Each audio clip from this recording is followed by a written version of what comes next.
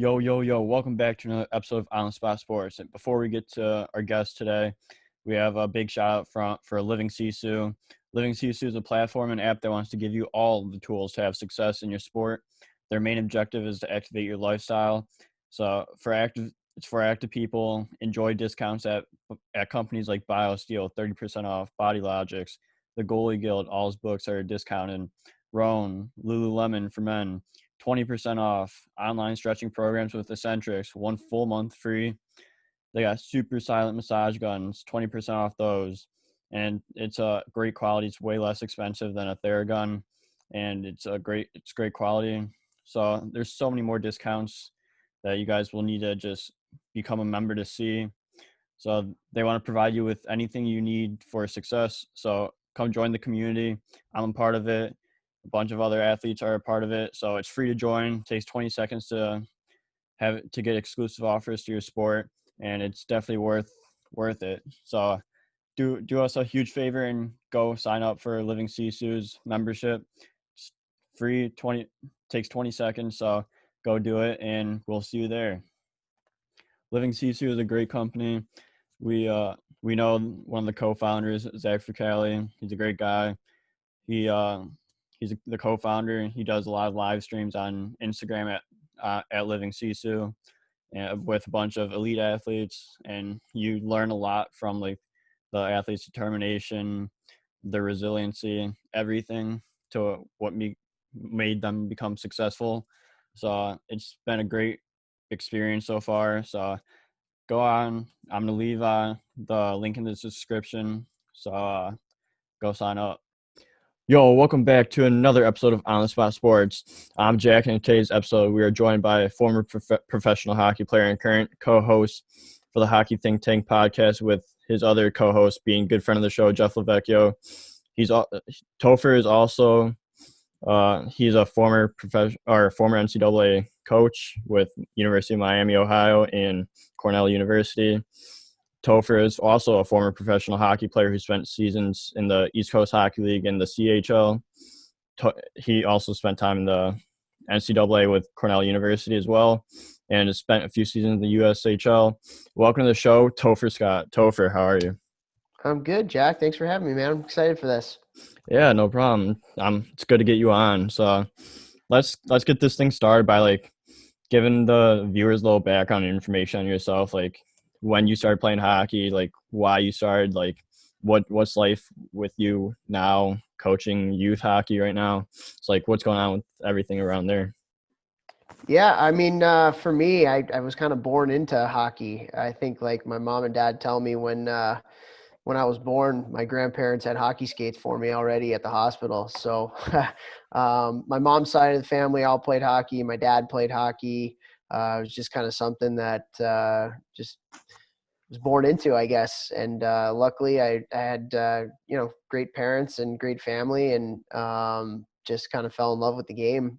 In Chicago is where I grew up, and yeah, now I mean, the journey's taken me a lot of different places, and I've met a lot of great people and learned a lot of great things throughout the way. But yeah, now I'm a hockey director up in upstate New York, around the Syracuse area, and so taken a lot of those experiences that I've had and tried to impart them into the kids around this area. And it's been going pretty well so far, aside from this whole COVID thing. Yeah, that's awesome. Besides COVID, obviously, but like how is everything with COVID, and like how different it is to be directing youth hockey right now?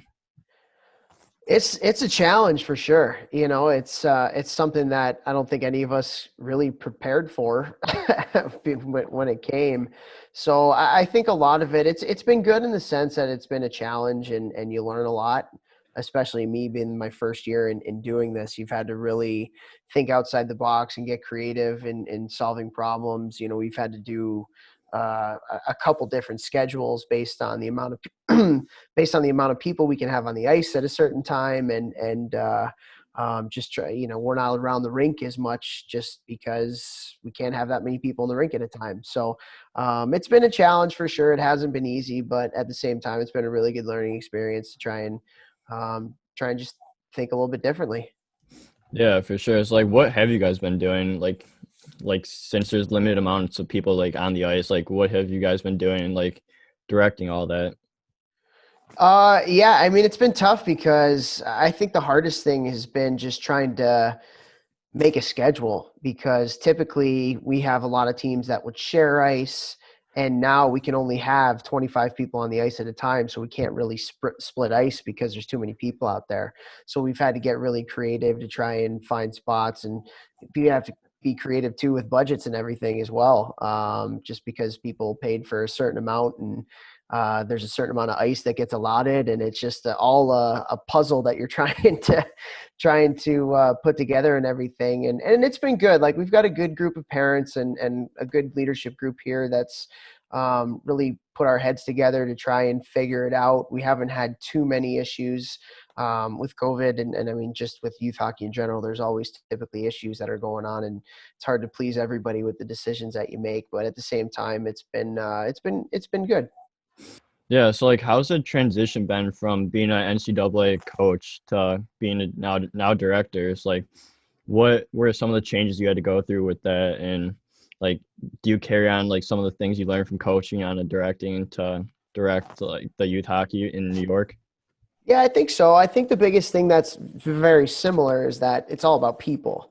I think no matter where you are when you're in a leadership position or you're just working on any type of team, whether it's with hockey, business, family, whatever. I mean, it's always about people, and it's about the way that you treat people and communicate. And the more you can invest your time and effort into those things, I think the better off you're going to be. So from that sense, it's similar. It's funny because I tell people this all the time. Like coaching NCAA Division I hockey was easier than being a youth hockey director, which is like very, very weird to say, but there's so many more dynamics that come with being a hockey director when you're dealing with, hundreds of kids rather than just, the 20, 25 that you have aside from the kids that you're trying to recruit. You're dealing with parents, you're dealing with ice time, you're dealing with so many different things that come with it. And it's all learning experience coming into it. I didn't really know what to expect, but now that I'm a half a year in, especially with COVID, when everything is so much on the fly, it's been a good learning experience trying to figure it all out, but it certainly hasn't been easy. Yeah, for sure. Definitely gets you involved quick, Yeah. and it's crazy to think what the past year has been like with COVID and all that coming into play. But that must have really sped up the process of you getting used to being a director now and just having to go on the fly whenever something else gets thrown your way. Yeah, rolling with the punches. That's one of the biggest things we keep saying all the time. Just roll with it, and we just have to understand that things are going to change. And typically, they haven't changed for the better yet. It's always more restrictions, more protocols, just with spikes and different stuff like that. And it's tough too because you feel for the kids. The kids, they want to play games and they want to have some sense of normalcy. And so you try to do everything that you can within the protocols that you're given by the state and local governments and by USA Hockey and everything like that. So you just, again, do the best that you can to try and give these kids as best of an experience that they can, and just kind of go from there. Yeah, that's all you can do at this point. Just roll with punches, like you said. I wanna take you back to some of the lessons that you learned throughout like your playing career. So like for like for everyone to get out of. So like you started out in Chicago with the Chicago Steel and the USHL. So like what was Chicago Steel hockey like back in what was it, 2001? I believe you started it said, right? Yeah, something around there probably. It was a long time ago now. It was, hockey was different. Junior hockey was different back in that day. I still remember my first couple years in the league. The older players didn't even have to wear visors, so it's just kind of like you were playing in the NHL because they were just no face shield. So you just get in there, and it was kind of crazy. I think the biggest thing that I learned coming out of junior hockey, and I've always said that the hardest transition for any kid to any different level is from youth hockey to junior hockey.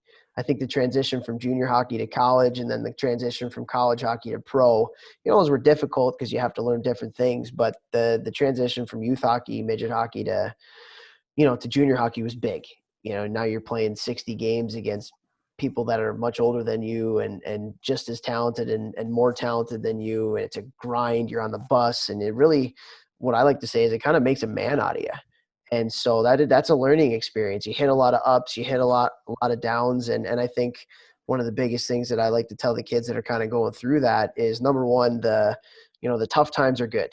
The tough times are good. They may not seem like it's good at the time, but you're learning something from it. And if you have a mindset of like, hey, this is a challenge, something I got to get through, you're going to come out with a learning experience and better at the end of it. And then the other thing is just make sure you're surrounding yourself with good people.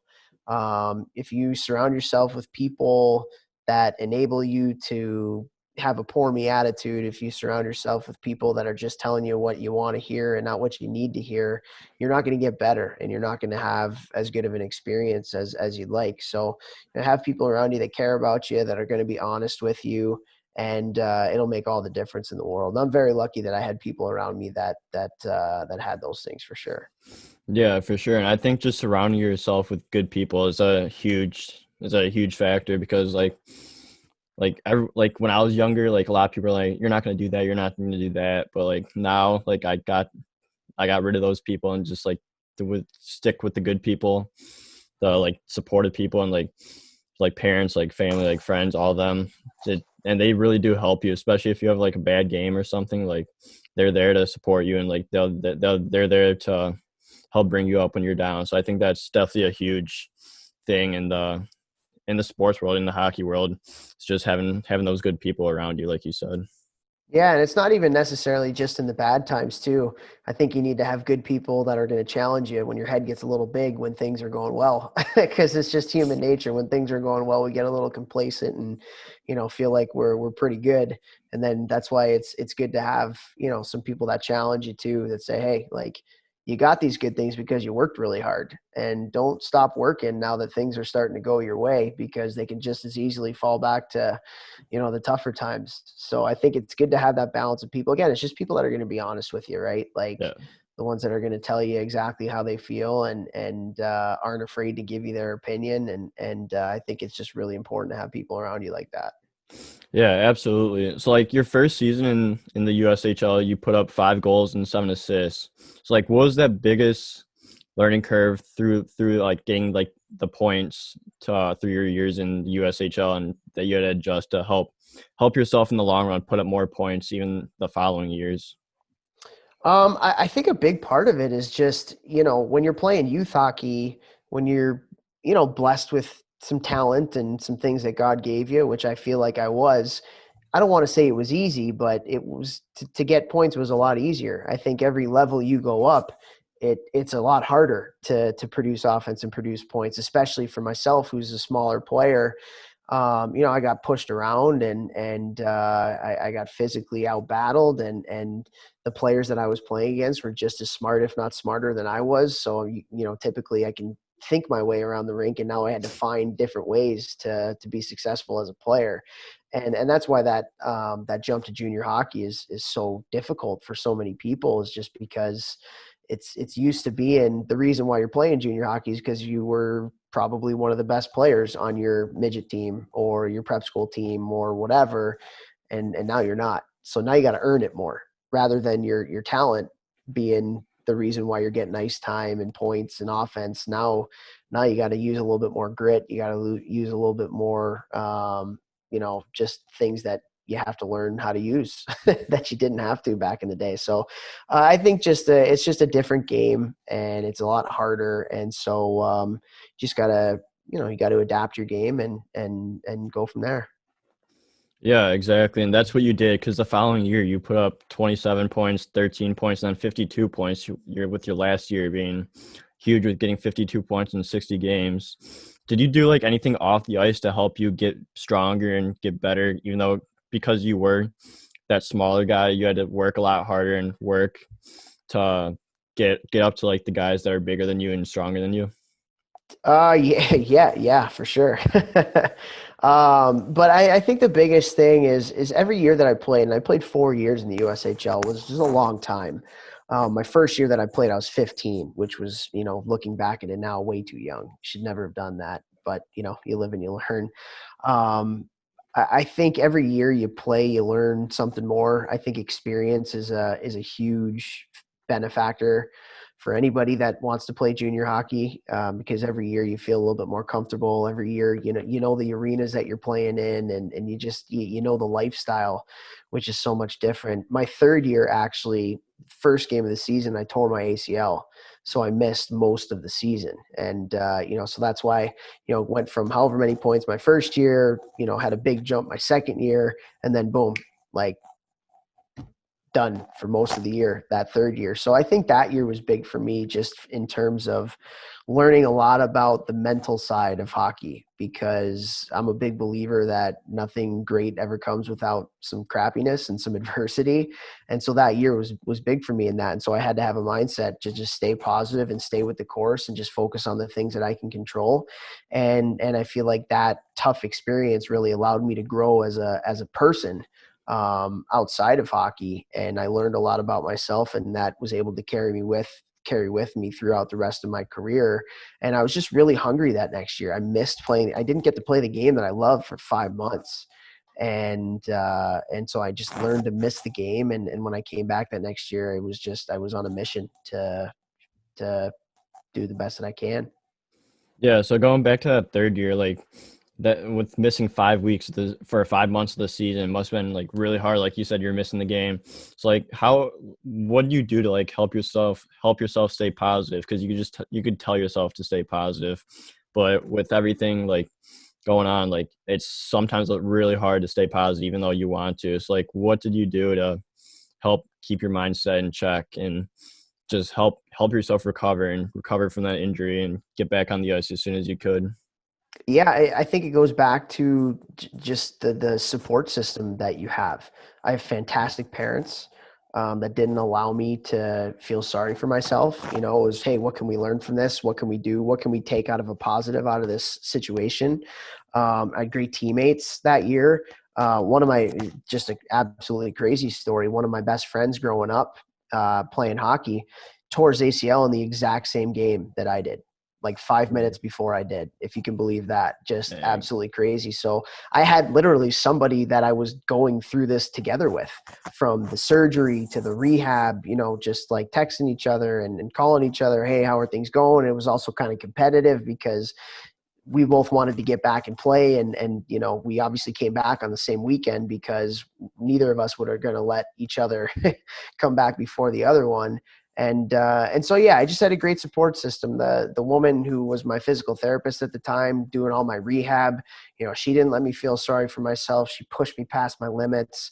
So it's just a lot of really good people that helped me to get back. And without them, it would have never happened that way.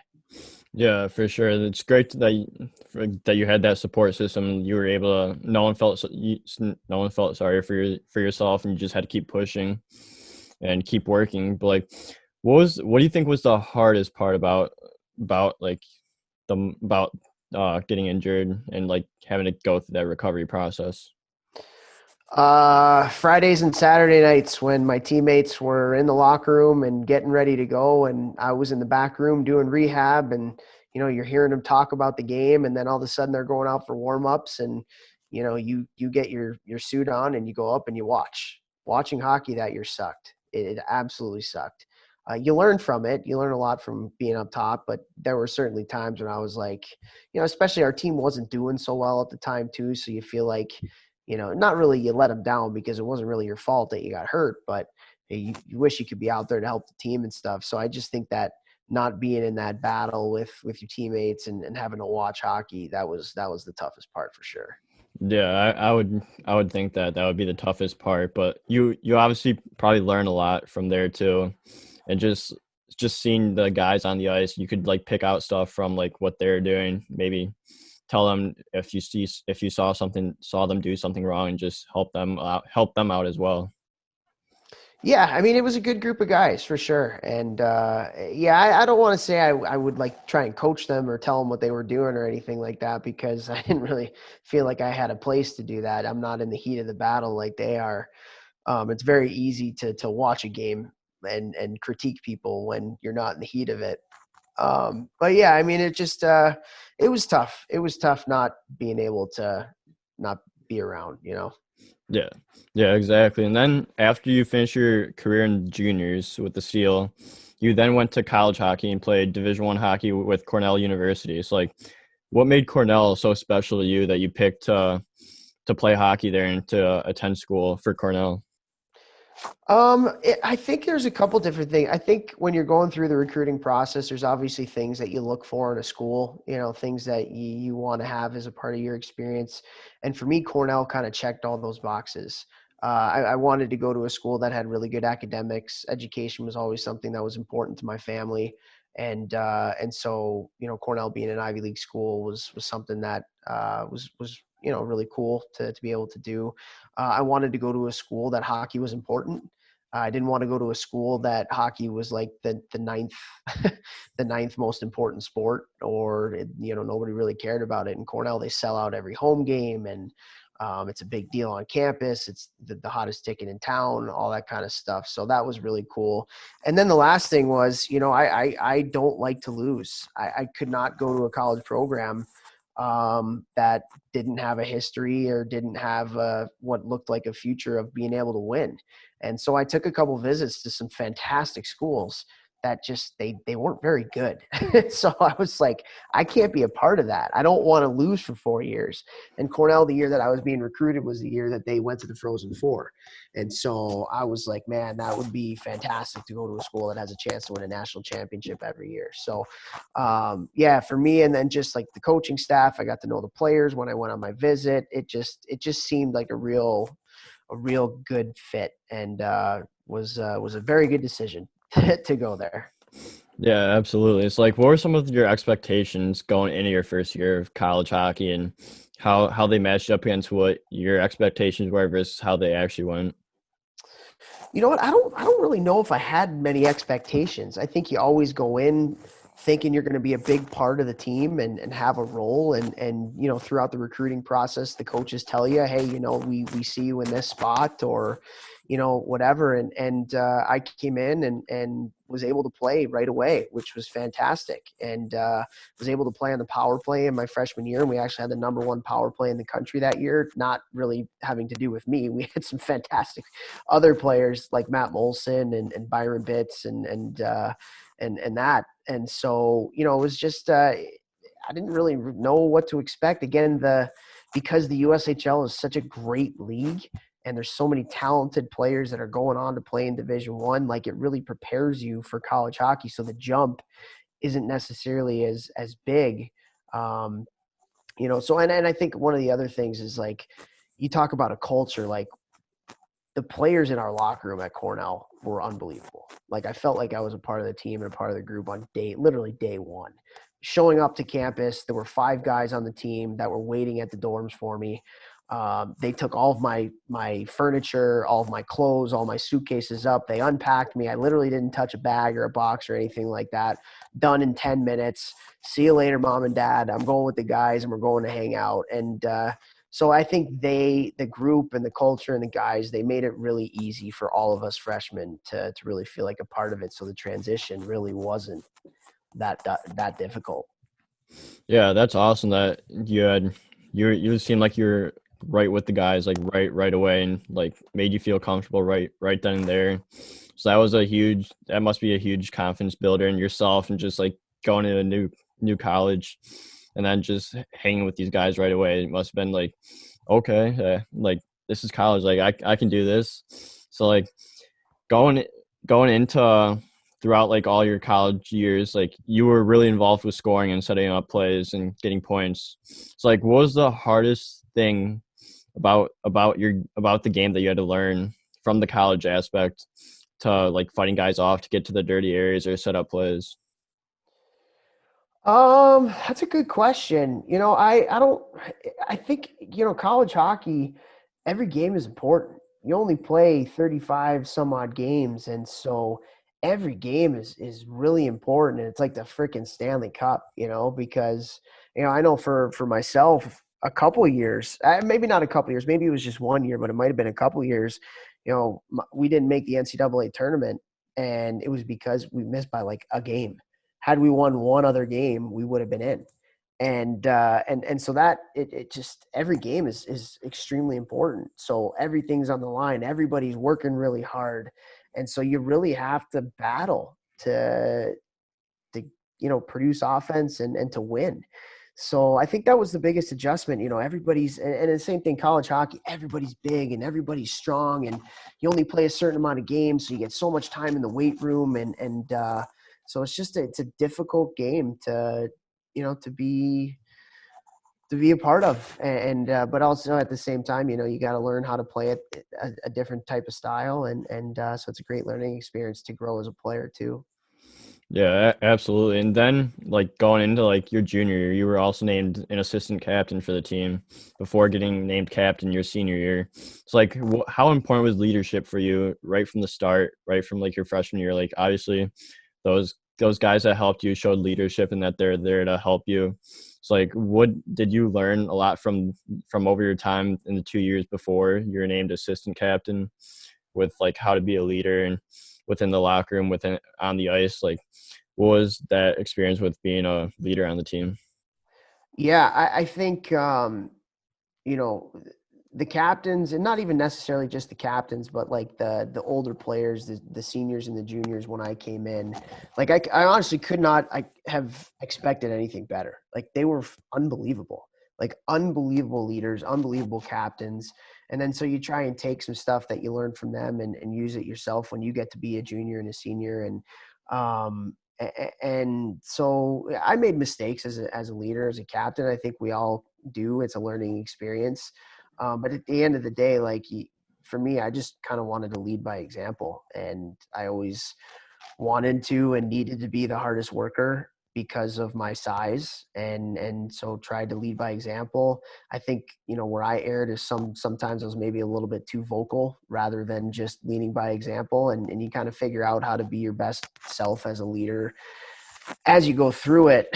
So yeah, leadership extremely important, and then getting into coaching, you really understand how important player leadership is when it comes to the success of your team. So yeah, I was very, very fortunate to learn from some awesome captains and leaders.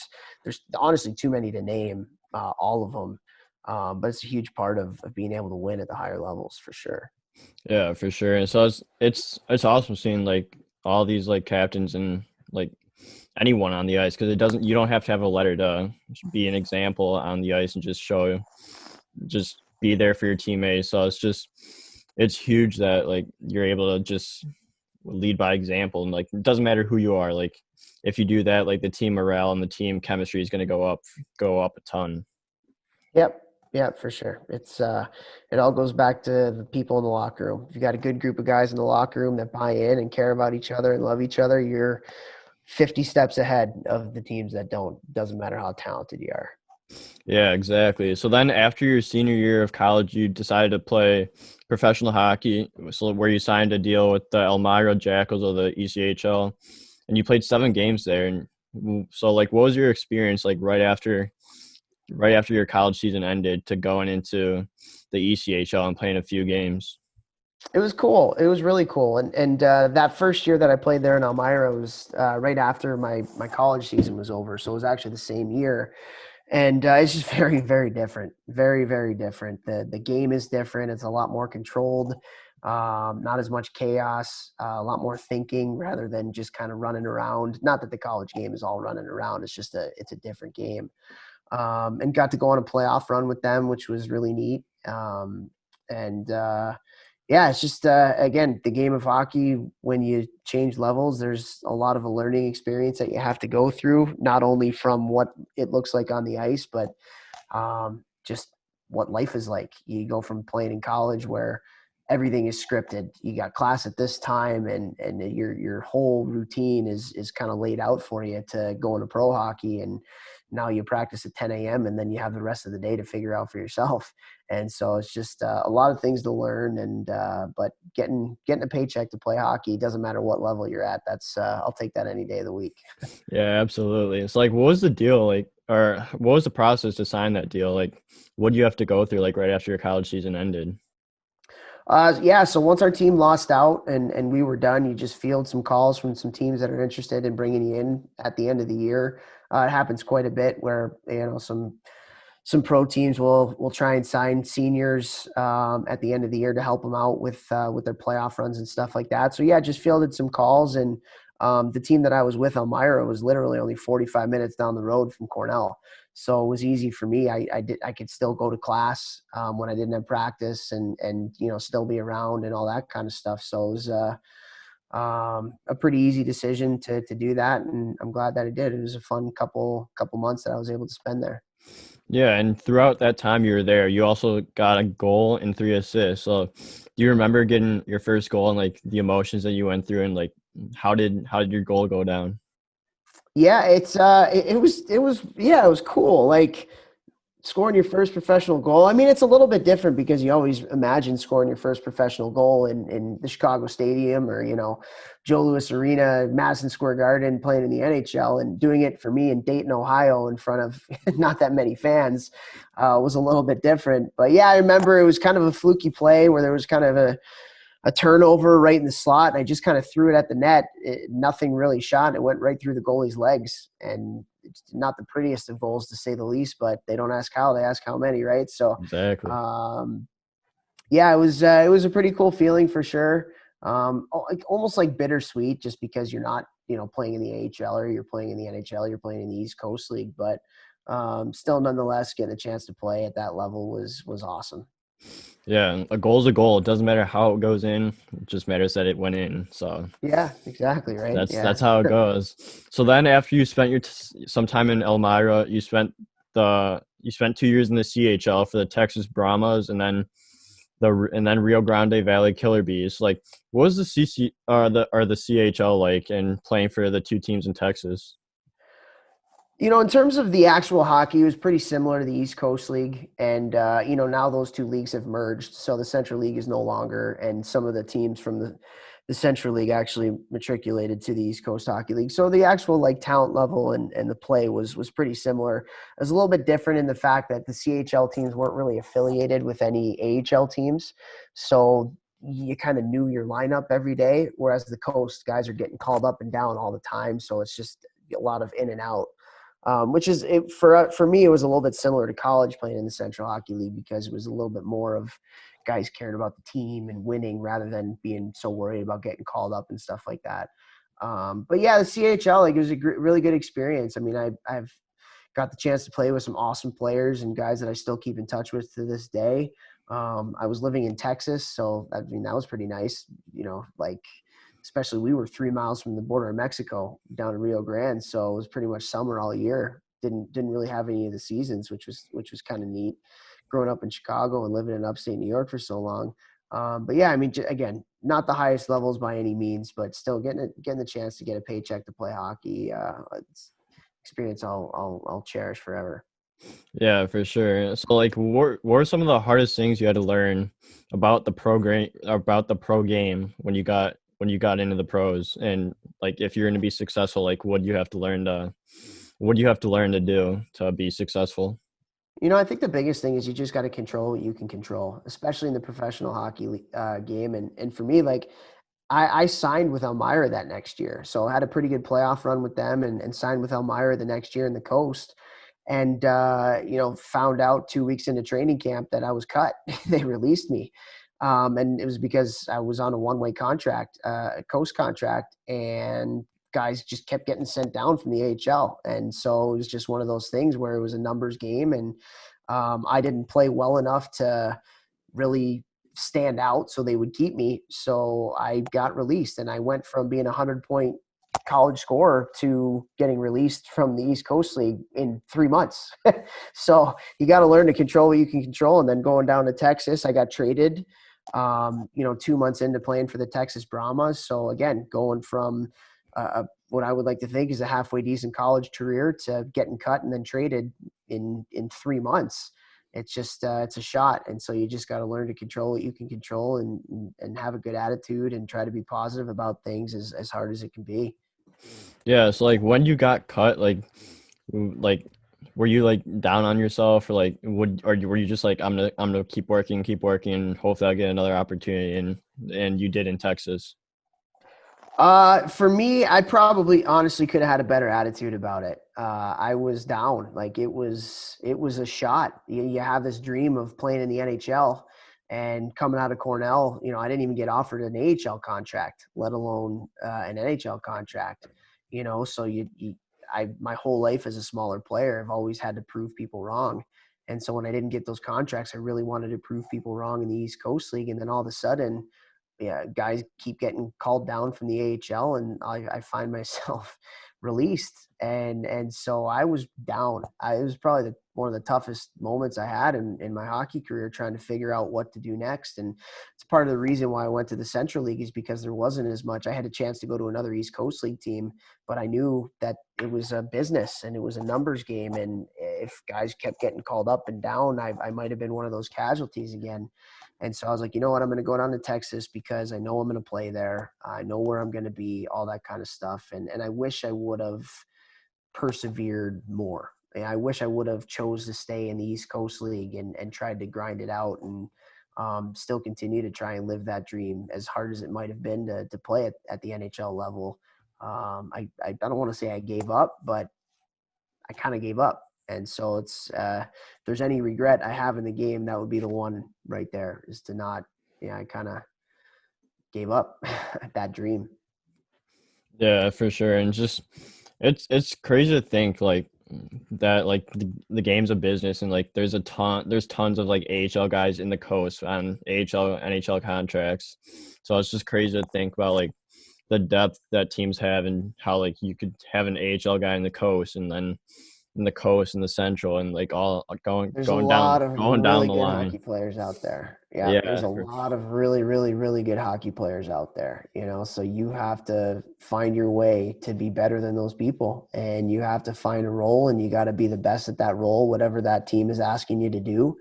And there's players that have had incredible NHL careers that have been less talented than players that had long ECHL careers, but they persevered, and they found a role, and they played it to the best of their ability. I really admire those kinds of guys that have been able to stick it out at the highest level for so long, based on pure buying in and playing a role, and just gritting it out. yeah, absolutely. So then after your pro career, you and your cousin Jeff Lavecchio create a podcast. You guys talk hockey, have some incredible interviews, and you guys give like coaching tips and tips for the youth. So like, what made you guys create the podcast and like share the experiences that you guys have learned over the course of your careers to help try to get other players to keep going up the ranks? It's been fun. Like, it's been a lot of fun. And we kind of started this, like 2 years ago now, when podcasting was kind of a thing, but not really a big thing at the time. And yeah, I had just recently started this company called the Hockey Think Tank, which is the name of our podcast.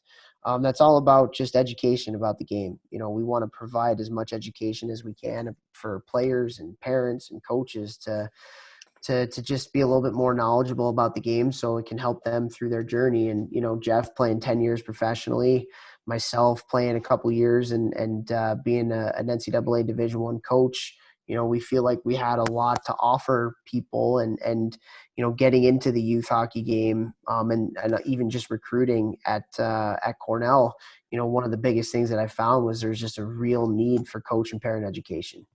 I think there's a lot of stress in youth hockey. People get stressed because, they want to do what's best, but they might not know how to do it. And so we just kind of saw that, and we said, hey, why don't we start this podcast and just share our experiences, and through our relationships of being in the game at the higher levels, we're able to bring on some pretty cool guests to be able to share their experiences too. And yeah, that's the genesis of it all, was just we wanted to give back to the game, and we've been having a lot of fun doing it. Yeah, for sure. And all your episodes are incredible, and they're just awesome. So I'm a huge the Hockey Thanks, Think man. Tank listener. Um, Appreciate it. yeah, no problem. So what do you guys like to preach the most about, like especially like parents and youth hockey, and like the players as well? Like, what do you guys like to preach about the most, or what would you say you guys preach the most? You know what? That's a good question. Control what you can control. I think that's one. That's a big one. Control what you can control. Um, it's a marathon. It's not a sprint. I think so many people feel like it's a sprint and we have to be on the best team and all this kind of stuff at 3 years old. It's a marathon. You even look at college hockey recruiting, the average age of a college commit is 18, and that's playing junior hockey. The average age of a college freshman is 20 years old. So I think everybody feels like they have to have it figured out so quickly, and just the way that everything is in youth hockey now, it's become so professionalized that people get very nervous at the youngest of ages when you don't really have to.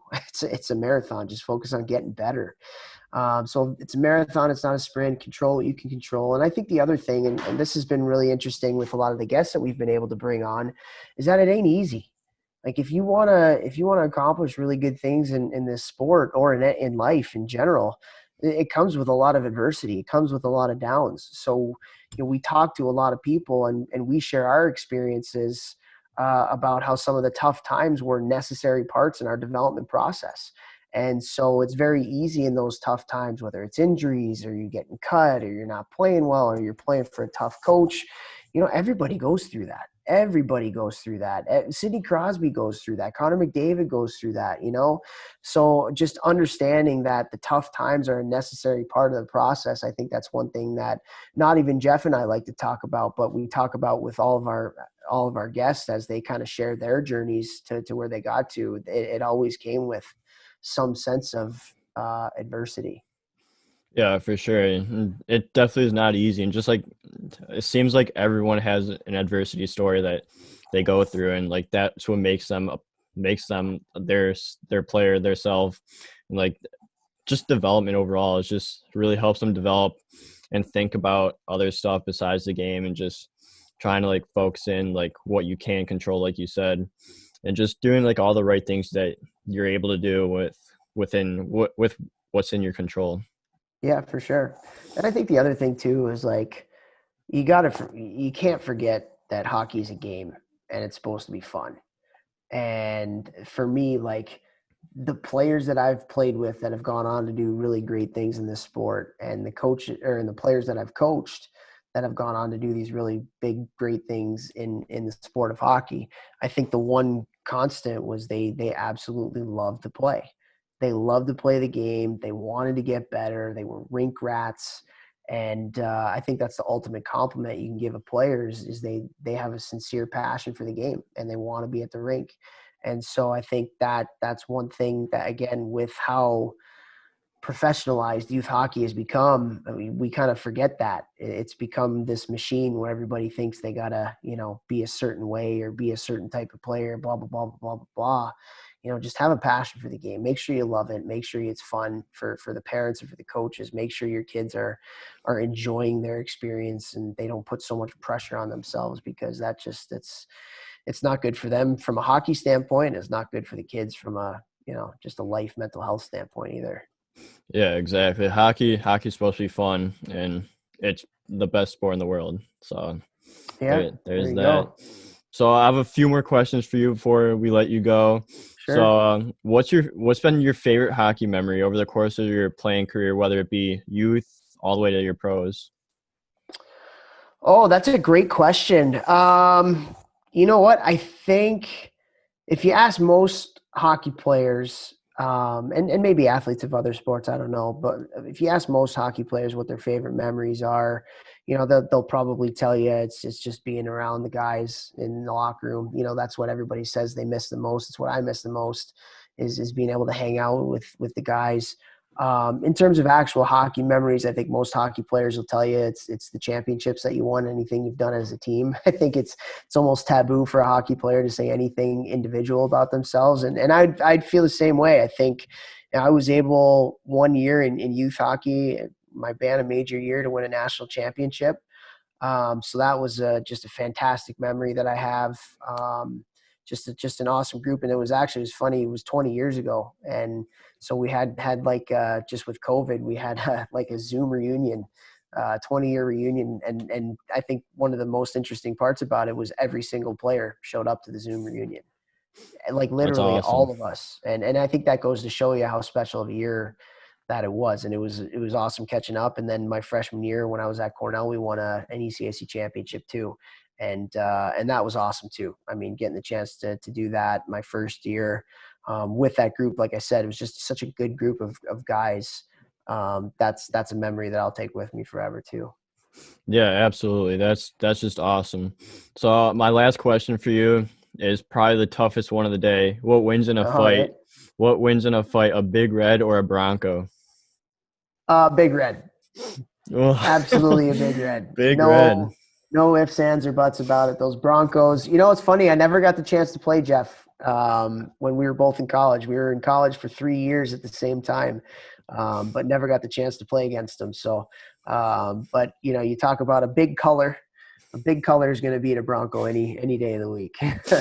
Yeah, he said last I checked, colors aren't scary. That's okay. He can think that, but he knows the truth. Yeah, for sure. So, Topher, thank you so much for coming on the show. I really appreciate your time and want to wish you the best of luck with everything going forward and keep making those unreal podcasts. This is a All lot of right. fun. You too, Jack. Thanks, man. Appreciate you having me on. Yeah, no problem.